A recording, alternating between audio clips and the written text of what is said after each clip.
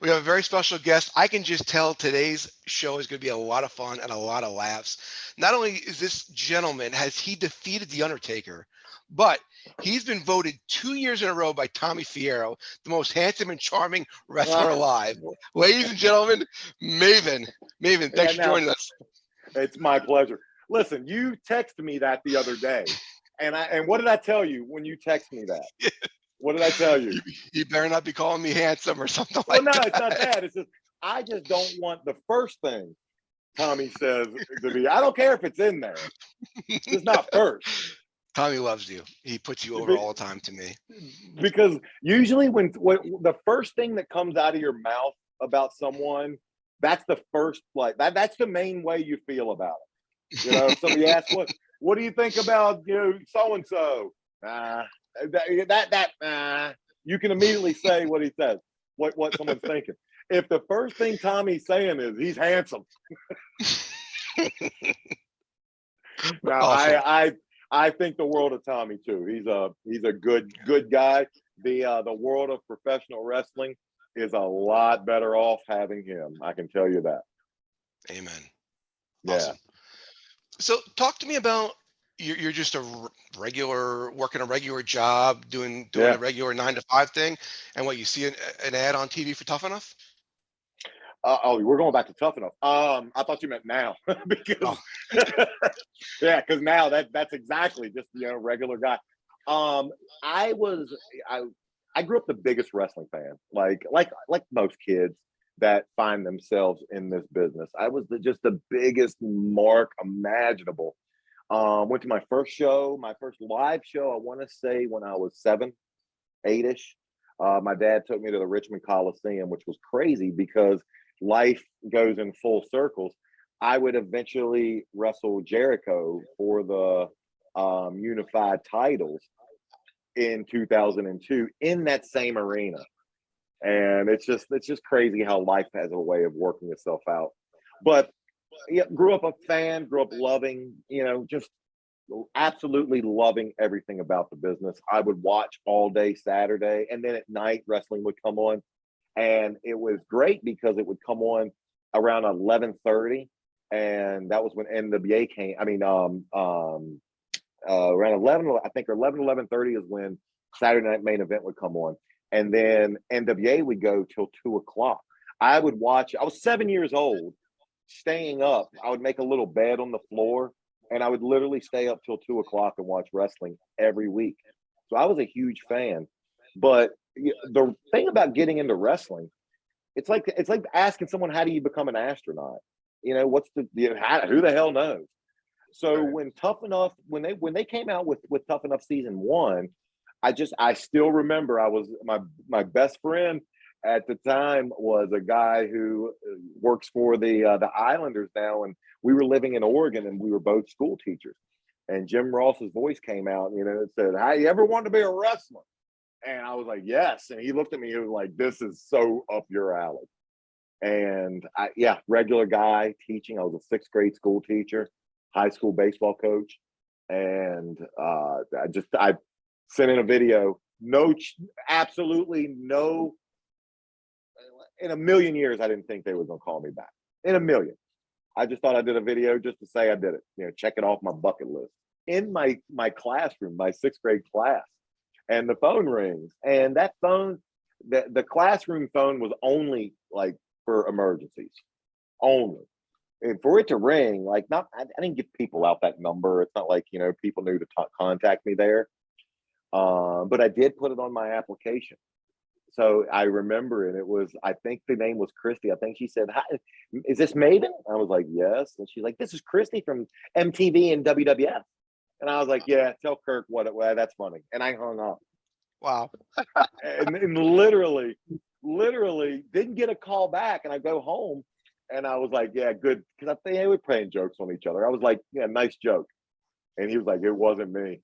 Then I'm just like, then I'm just making deals with God. I promise all the things I do. If they called back, they did. They called back the very next day, and told me what the next steps were to how to get to New York for to audition for Tough Enough. And I had actually, my first trip ever to New York was for Tough Enough. That was the first time Wow. I ever laid feet in this city, and it's just crazy that now I turn my head to the left. I'm looking at the World Trade Center. You know, So what did the audition consist of? How long was it? How long were you uh, in New York? it was. I was in New York for 3 days. It was a 2-part audition. I literally thought, and that mean it started. I want to say it started around 8 a.m.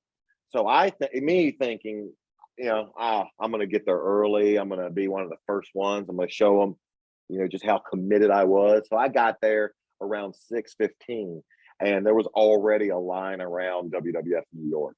And I still remember it. My number was, because they took you in and gave you a number.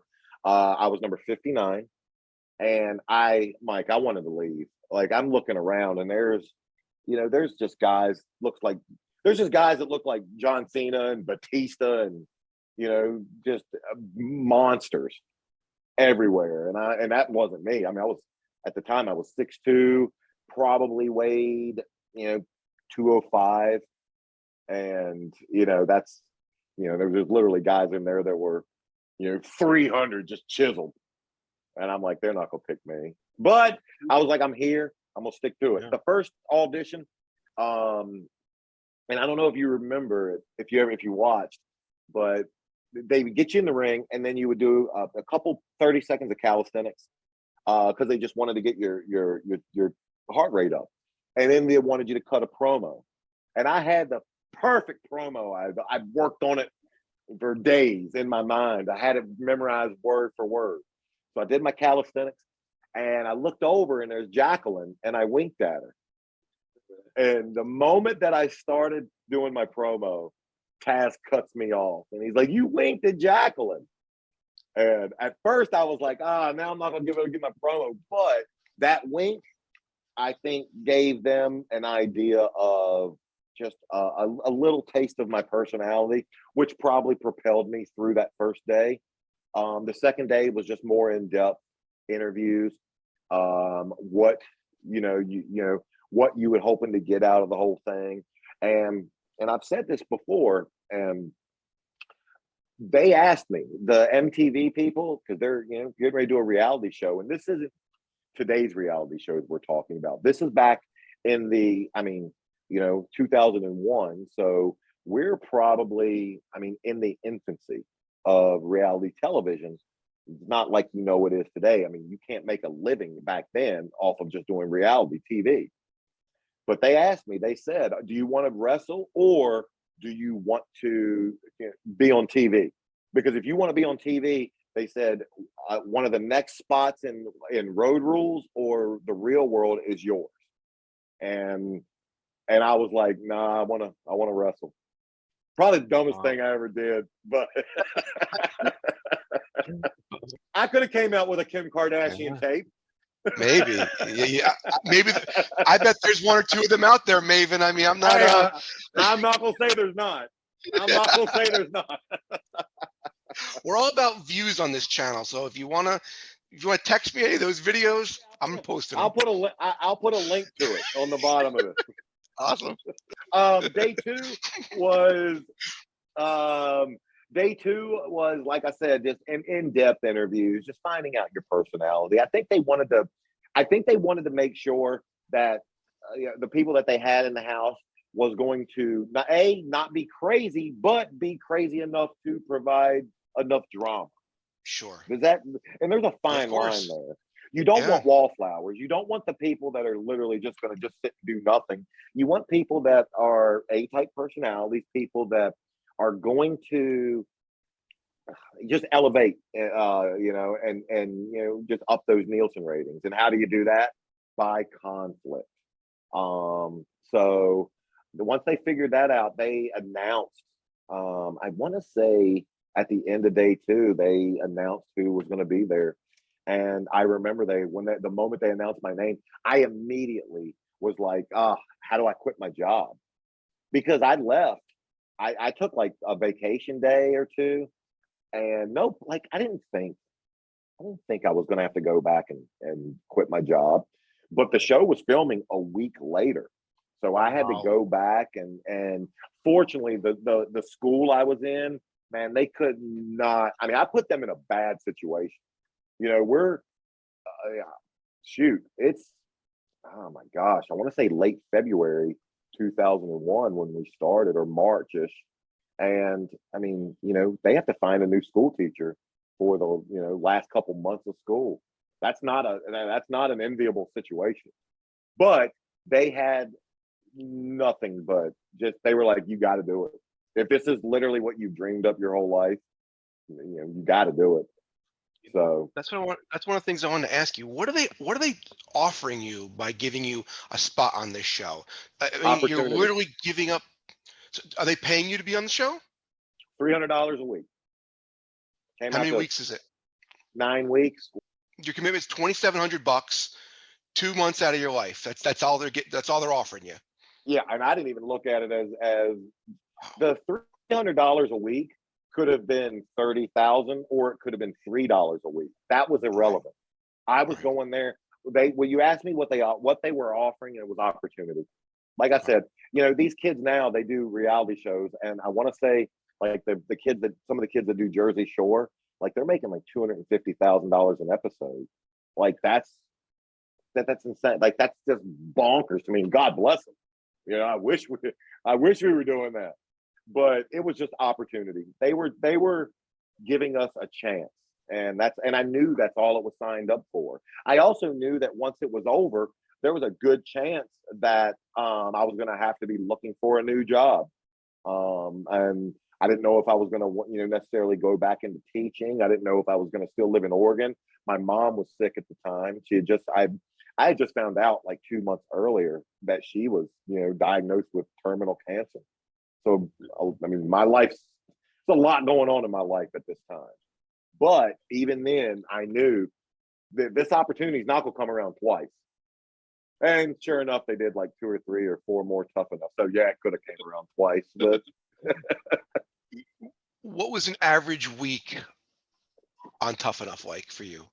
man, it was the best way to describe it. It was very boot campish. Like they wanted to make it tough because everything about getting into the wrestling business, it was just with the volume turned up. They were putting they were putting a situation that would probably take years and trying to cram it into a few months. Um, so everything about the training was physically demanding, it was mentally demanding. We would get up in the morning and we would be down at the training facility at tracks at like 9 a.m. Which okay, that doesn't sound like much, but then we'd be training the entire day, and then our training facility was like a mile away from WWF's main office at the time in Stanford. So then we would drive at 4 o'clock over to there, and then they had some ridiculous workout for us to do. Now, I say ridiculous, but it got me in the best shape of my life up until that point. Like I left there 9 weeks later, my whole body had changed, and we would get home, around 7:30, 8 o'clock at night, just I mean exhausted. And that was Monday through Thursday, and then Friday, we would train a half day, and then they would keep Fridays open for like just for the MTV portion of it, like to do interviews, and they would drive us all down there at different times to do one-on-ones, which was good because it gave us a little bit of a rest. And then weekends they always had something planned for us. About Al Snow. You know, it's weird going into something, and I'm sure you've heard the oh gosh, I'm sure you've heard the expression "Don't meet your heroes" because they'll never live up to what you Right. hope. Al's Al's the flip side of that coin. Al's as great, like what you see, he's better than you can imagine. And you know what? I know people that have been trained by Taz as well. And I mean, I know, like, I talked to Danny Doring's one of my Danny's one of my good friends, and I know Taz trained him and pretty much put him through the ringers. Like Taz, Taz was our our alternative to Al when he would come in, because he was still working a full-time schedule, and he would come in and just turn the intensity up.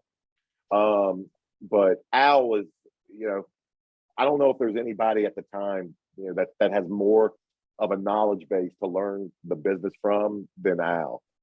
And then Jackie and Tori just rounded out the process. And I watched, other seasons of the show, and all the trainers that I saw looked and fit the part. But I'm happy with the ones I have, because I still to this day have the relationship with Al that if I texted him, "I need you," it would take 30 seconds for him to text me back. When you win Tough Enough, like, what is your life like after that? Do you go to Uh, what, HWA? yeah. Well, remember my mom was sick, so they gave me. I want to say they gave me a good month before they sent me to HWA, and all I was Is that doing is was, that Les Thatcher? yeah, it was Les Thatcher, yeah. Got it.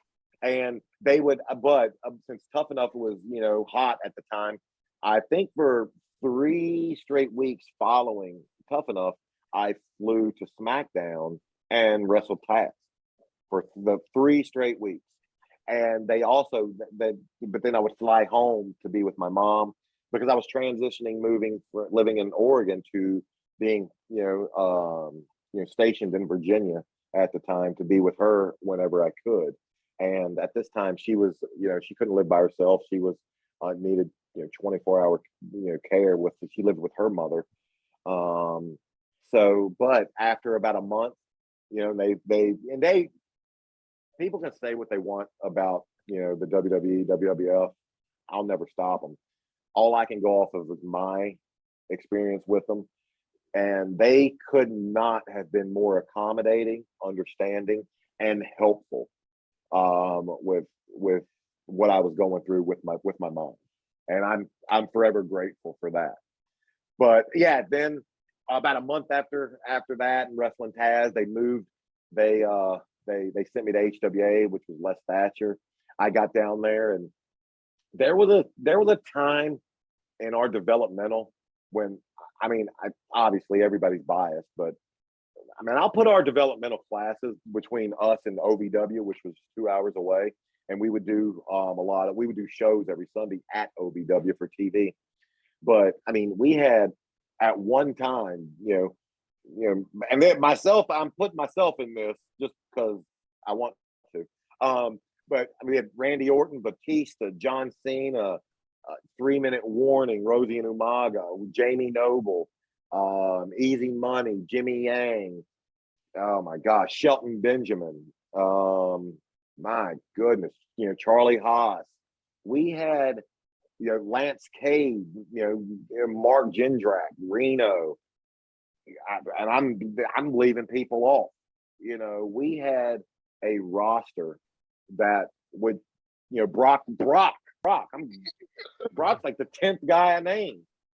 We literally had a roster that would, come to change the face of professional wrestling. And I'm happy to have just been, a small, tiny part of that. And I knew when I got down there, every one of those guys probably hated me. I knew it. You don't get into this business without having heat. You just don't. And then the way I got into the business, that puts the heat on overdrive. Mike Sanders, like I'm gonna be coming up with guys that were there, forever. But they never let it on. Like I never heard about it. I never knew about it. They could not have been nice to me. Shoot, Johnny the Bull. We had a who's who of guys, from because Vince had just bought WCW at the time as well. So it was just literally a who's who of guys from the business down there. What about the main roster? When you went there, what was the vibe like? How were people treating you? And did Al or anybody give you any advice, like the do's and the don'ts in the locker room? Yeah, I mean, they did, but that's, you know, you can tell somebody all day long, but that's just one of the things you gotta like you gotta just live it. You gotta just get through it. I had ribs. The ribs I had played on me were I mean funny to me, like lighthearted. Like one of the ribs was I walked in with a duffel bag, and they chained my bag to the ceiling to a point to where the only way I could get it off the ceiling, I had to cut the straps. So then I'm walking around for a weekend holding a duffel bag. I'm going through the airport like that. And I just remember, I forget who it was, but somebody was like, get a rolling bag. That, that's the kind of stuff you got to, but that was lighthearted. That was fun.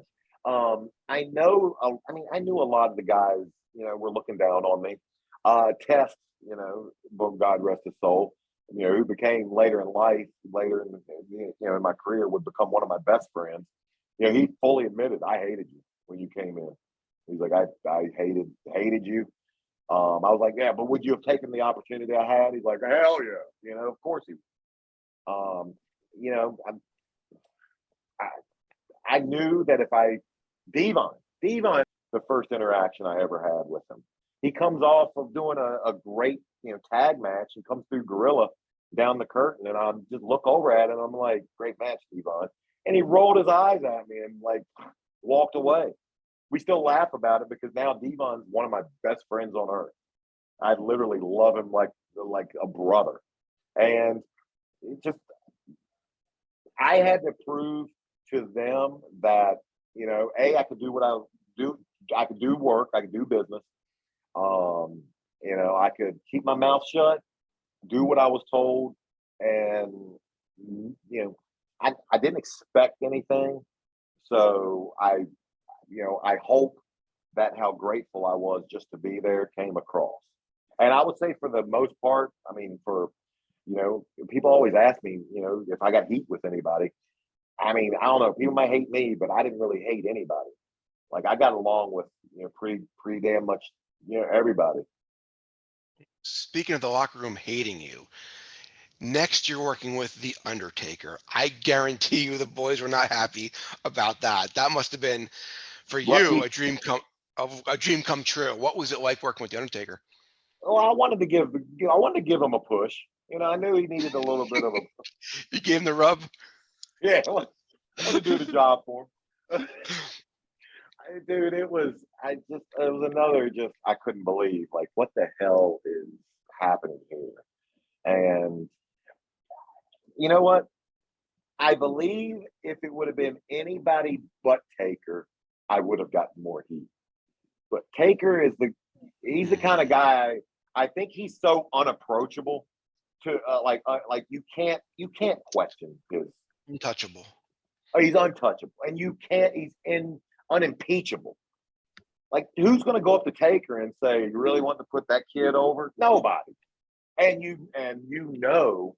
there's no way in hell that I'm kicking him out of the Rumble if he's not okay with it. So I think it was the fact that it was Taker. God bless America. I remember when poor Goldberg came in 2003 ish or whatever. I mean, guys hated him. Because A, they knew how much money he was making. B, he was thrown directly to the main show. I mean, to main events. And C, he couldn't work. So yeah, but he had the name. He was Goldberg. I couldn't work. But I didn't come in making the money he was making, and they knew that if Taker's putting him over, maybe there's a reason behind. So I think that's the only reason. The fact that it was him is the only reason it worked. What was the conversation like? Like, I want to hear who came up to you and said, "This is what you're doing tonight with the Undertaker." So I was in like I got wind that I was going to be in the Rumble. Les told me. Les told me in Cincinnati during training one day, and he was like, "I think they might fly you down for the Rumble. Be ready." I was like, "Okay." And then like 2 days passed, and I didn't hear anything from it. So I was like, "Oh, maybe they just wasn't a good idea." I mean, keep in mind, my Rumble experience was I want to say my 5th time on television. I wrestled Taz the 3 times. I wrestled Booker in December, and then I was in HWA until the Rumble. And then so they called me the day before and was like, get on a plane. I had to leave HWA, I had to leave training. I had to go to the airport and fly to Atlanta where the day of the Rumble. And I get there. So I get there to get to the building, and they're like, bypass catering. They're like, just everyone's at the ring already. Just because, on TV days, I don't know how it is now, but when I was there on TV days, you got there at 1:00. And, you go catering, say your highs, then you go to the ring after catering, find out what you're doing for that night and start putting matches together. Well, when I got there, it was already like 3:30. And so everybody's already at the ring. And I go down there, like, find Shane. And luckily Shane's with Taker at the ring. So I go down and I'm, hello guys, I was told to find you. And Shane's just as nonchalant as he could be. He's like, oh yeah, we got this spot where you're going to be kicking Taker out of the Rumble tonight. And Taker just, and I didn't know if he was ribbing me. But Taker looks down at me. He goes, he's going to be what? 30 seconds passes and he winks at me. And then they tell me what the plan was. And yeah, another thing that I had never gotten color up until that point, but the match called for me to get color. And I didn't want to F it up. So Taker gigged me. And that's the biggest no-no. You don't let anybody blade you. Right. But not a lot of people are doing their 5th match ever on, the Royal Rumble, probably one of the biggest spots ever in the Royal Rumble. So I knew that he'd take care of me, and he did. I don't have a scar from where he bladed me, but the first time I had to do it myself, I still carry the scar right here because I went the wrong way. I went down instead of across. After that, I mean, things definitely start changing for you. Then you Yeah. worked you worked with the Undertaker and you beat him for the hardcore title. Oh yeah, like wow. things started changing and started changing Wow. quick. After the Rumble, I just don't think they realized that I never got thrown out over the top rope. I never got eliminated. So then that's how we go around full circle when I'm wrestling Jericho for the title. That's how I'm wrestling Jericho in Richmond Coliseum for the title. Because, everybody, just starts, Maven was never eliminated from the Rumble. I still get messages that you're still in the Rumble, to this day. And so I think that to squash those and to shut everyone up, they gave me that match. But then Taker comes out, me and Taker have our spot, which was so cool. It was all so cool. Like, it was just, like, at this time, I don't think I'd fully transitioned from, fan to actual worker. And that didn't happen until I started working a full-time schedule. And, I remember Austin telling us during Tough Enough, he said, they don't pay me to wrestle, they pay me to travel. And I remember when that became true to me too, because that becomes the worst part about the job. And, but yeah, things started taking off. I did that thing with Jericho. I did a program with Taker where, Taker and The Rock, God, like, had to give him a rub too. Glad. I love telling. I love when he's doing well. I love telling people. I'm glad he could take something I learned and transition into his next stage of his career. But I get to win the hardcore title off Taker, and just, it was a whirlwind. It really was. What about your first WrestleMania? Here you are, a kid growing up, watching wrestling your whole life. You're actually a part of WrestleMania. What was that like for you? Yeah, I got to WrestleMania 18. I got to work with Goldust in Toronto, and it was I was so nervous going into that match, and it was probably, I want to say, an hour before my match. And I'm just going over stuff, and I'm just literally, like, at the time, I'm like, why? Like, I'll be like, why? I was literally like, why did I do this job? I hate this because I'm so nervous. I'm gonna mess up. And so I'm backstage by myself, just in my own little world. And Rock walks by and he goes, Maven. And he could see I was nervous. And he goes, Maven, come here. So I go up to him and I'm like, yeah, thinking here comes the words of wisdom. And he looks down at me and I swear to God, these are his exact words. He goes, Maven, no one's expecting much out of you. Just go do the best you can. I was like, what? Wow. Don't shoot for the stars. Yeah, Wow. that was the levity. No one's expecting much out of you. Just do the best you can. That's like what you tell a kid in T-ball that hasn't had a hit all year. Like, Yeah. We know you're green. We know you're not there yet, but wow. Yeah, that's awesome. It was the levity I needed at the time I needed it. You know, and I've rehearsed. I've told that line to so many people since then. And when did you actually feel like you belonged in the ring? Like, when did you feel comfortable? When did you feel like, okay, I'm starting to get this. I'm getting there. When what was that moment?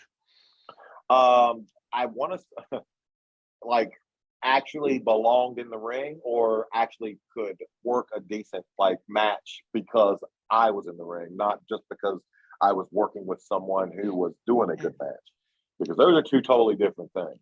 I could follow my time in the WWE. I could follow. I had matches with, but when you're in there with Hunter and shoot, I did matches with Orton. I had some of the best matches with Stevie Richards and Val Venus.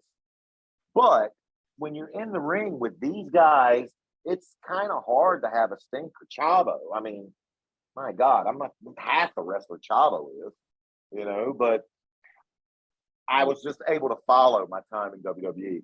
I didn't get, I don't want to say I got as good as I got. And like, I realize I'm an average wrestler.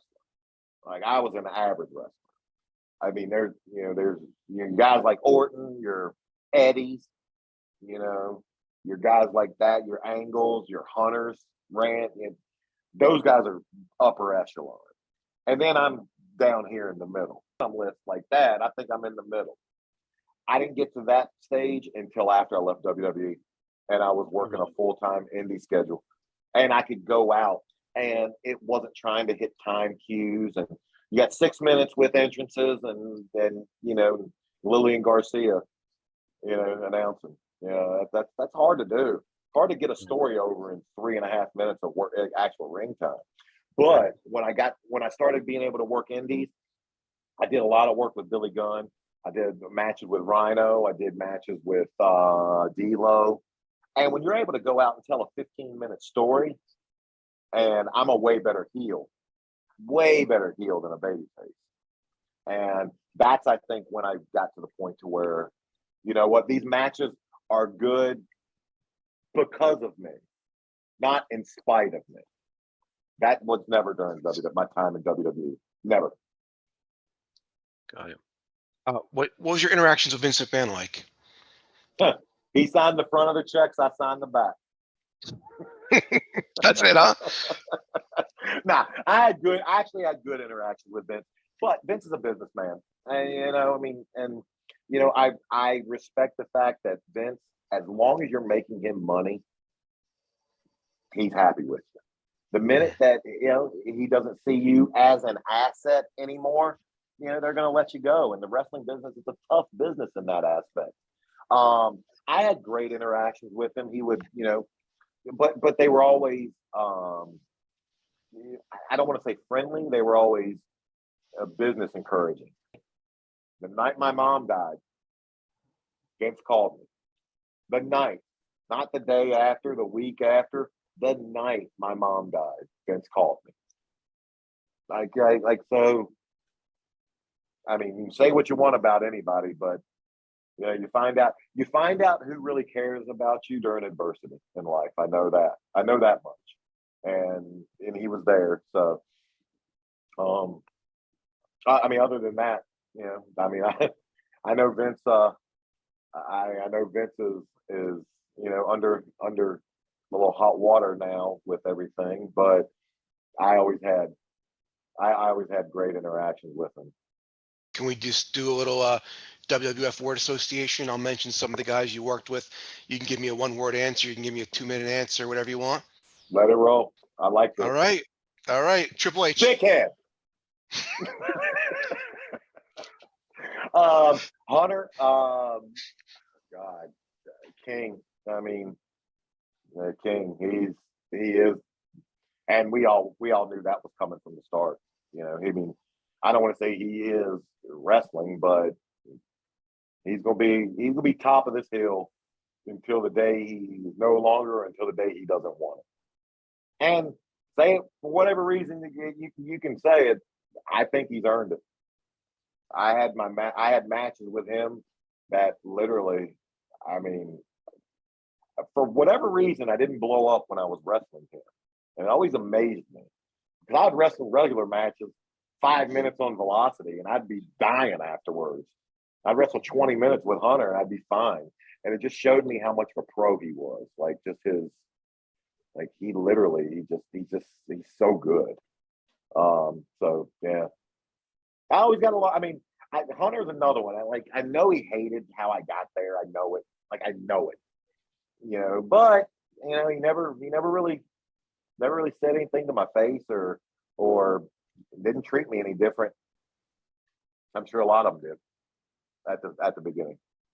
I saw him not too long ago. I saw him not too long ago, and yeah, it's good. It's always good to see him. I'm happy for him. Batista. Oh my God, I love Dave. Dave's like,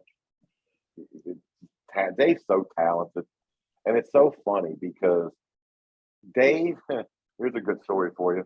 Dave, they were bringing him up from OVW, and he was about to do the Reverend gimmick with Devon. So he's riding, and I'm riding with Devon at the time, and he starts riding with us. So we stop at, I forget what restaurant, but a restaurant to eat, and you realize people are going to, when you're in a town, people know you're going to go eat, so the fans come. So after we go in the restaurant, people are stopping me and Devon getting our autographed afterwards. They don't know who Dave is, so they're bypassing him. Dave looks down at me and goes, "Man, that's so cool. I hope people want my autograph one day." I look at him, I go, "You're going to be just fine, buddy. Like, you're 315 pounds, rock solid, and good looking. You're gonna be all right." That's awesome. No part of me thought he would, be a better actor than he was a wrestler. But I think of all the people that have transitioned from wrestlers to actors, and this is Rock included. I think Dave's the best. Like just pure acting. Like I think he's actually really good. I watched The Rock had 3 movies back to back on TBS one day, and I realized he's the same character in all of them. God bless him. God bless him for as much money as he's making. But Dave actually, I think, can be is a good character actor, really good. Randy Orton.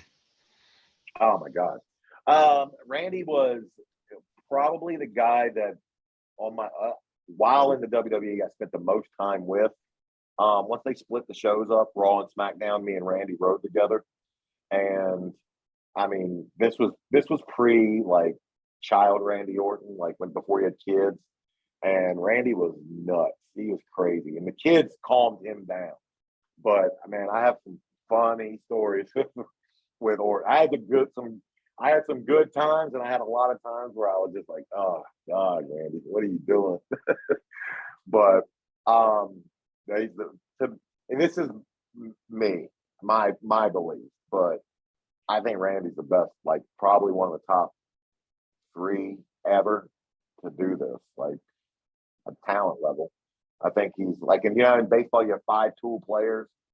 I think Randy's a 5 tool, talent. He can do everything. There's not one thing he's not good at. It's not like his in-ring works great, his body looks good. He can't cut a promo. No, he can do it all. He's amazing. Edge. I mean, just nothing but respect for Adam. I wasn't as close. I mean, he's the kind of guy that, I would see, interact with in passing, but was never a guy that really hung out with and stuff afterwards. Just unending respect for Adam. Happy that he's actually, been able to have a resurgence of a career late. If that's what he wants to do, God bless him. Super talented. Probably, I think, I don't really watch much programming anymore, but I think when you turn on wrestling now and you see guys doing the insane stuff that you see, I think he's one of the architects. I don't think wrestling is where it is, with the athleticism without him. Chris Jericho?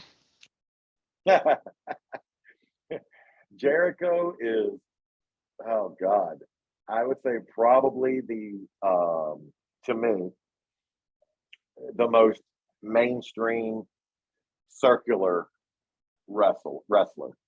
Like Jericho's, of course, like whenever I say this stuff, Rock's on a planet of all of his own. Like he just is. But then you have guys like Jericho, who, if you know Jericho or if you've seen Jericho in person, he's not a big guy. He's like The Rock's a big dude, but Dave's a big guy. Jericho's not. Jericho's a regular sized human being, and he has managed to not only become a great wrestler, but he's been able to transition into so many different forms of entertainment. So now, I mean, even his producing skills with the shows that he does, just all encompassing talented. John Laurinaitis? Can I ask you John Laurinaitis? I got along with Johnny A. Johnny had a job to do. I realized that, and unfortunately, like when your job is to fire people, people are gonna hate you. People are gonna not like you. Like that's what comes. That's part of the job. That's part of the what comes with having a job like that. I got along with Johnny Ace. Johnny Ace told me early in my career, and probably would have saved me if I would have listened to him. He told me, he was like, "You need to be down at the ring, getting better," and I never did, and I should have. I had guys like Fit Finley and Stevie Richards who were in that ring, Shelton Benjamin, who were in that ring every day, just working with people. And Johnny told me, he's like, "Go down there and work with them." And I was a kid, I believe in my own hype, and if I probably would have went down there, I probably would have had a longer, run in WWE than I did. So I can't say anything negative against him. He did his job. I don't think Johnny fired me because he had beef against me. You were there when Chris Benoit was there. Anything you want to say about Chris? I do have a funny story with Chris. Chris, and whenever I say anything, I can, and I know a lot of people can't, but I can separate the monster from the wrestler that I knew. I think probably technically and in ring work, if you know of a better technical wrestler, I'm all ears. Obviously, what happened with Daniel, what happened with Nancy, unforgivable, unimaginable, and it just is something that destroyed not only 2 lives, but 3 lives, but destroyed any chance of the legacy that his in-ring work would have provided.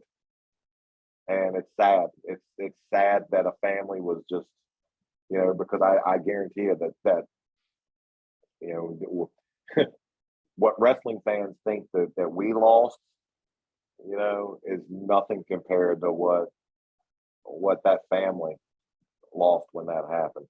Now, that said, we went out one night, and I don't know how it happened, because it's not like me and Benoit hung out. Like, I would have been nervous hanging out with Chris all the time, just because he was just intense. Like, he was just intense. But he somehow ended up in my room. Like, he was drunk, and he somehow ends up in my hotel room and on the bed. And it's like 2:30 in the morning, and I got a flight at 6 in the morning. So I have I have to kill a few hours in the room. I can't go to the airport at 3. But no part of me is going to lay down on the bed next to Chris Benoit. I'm not risking having him wake up and being like, what are you doing here? We'd be like, hey, you're in my room, buddy. So from 2:30 until I think I left the airport around 4:30, just 2 hours. I sat, in the little like uncomfortable chair in the hotel room they put. Yeah. I sat in that, just watching TV on like volume 4.